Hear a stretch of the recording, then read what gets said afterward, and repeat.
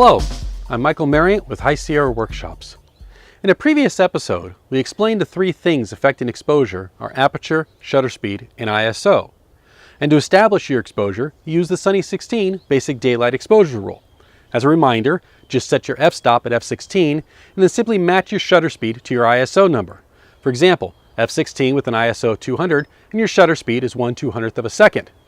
These technical settings will give you a properly exposed photograph of a sunlit scene. But sometimes, technically correct isn't part of your artistic vision or how you see the scene. You might want to underexpose the scene to create deeper shadows. You might want a longer exposure to allow for motion blur. You might want to overexpose the scene to create a higher key photo. You might want to add filters to the scene. In each of these examples, you need to start with the Sunny 16 exposure rule, then calculate how much of an exposure change you need, opening up or closing down one of these three controls in order to achieve the desired effect. With filters, there is a level of exactness in how much you need to open up your exposure, letting in more light, as all filters have a specific number of stops that you need to compensate for the reduced amount of light that the filter blocks. For example, a polarizing filter reduces the light passing through the lens, so one of these three controls needs to be adjusted to allow in more light.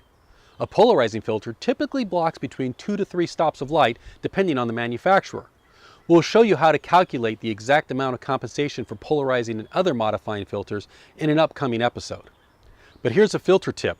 When you use a graduated neutral density filter, which applies a gradual darkening of the scene, typically used to darken skies, you don't need any exposure compensation for the filter.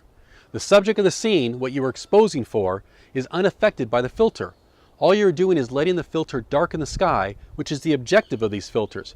Just drop it into place and let it do its job. We'll talk more about filters in an upcoming episode.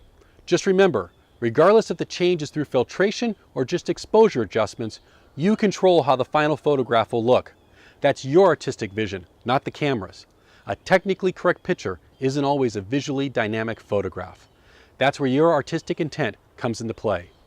Thanks for joining us, and we'll see you on the next episode of HSW.tv.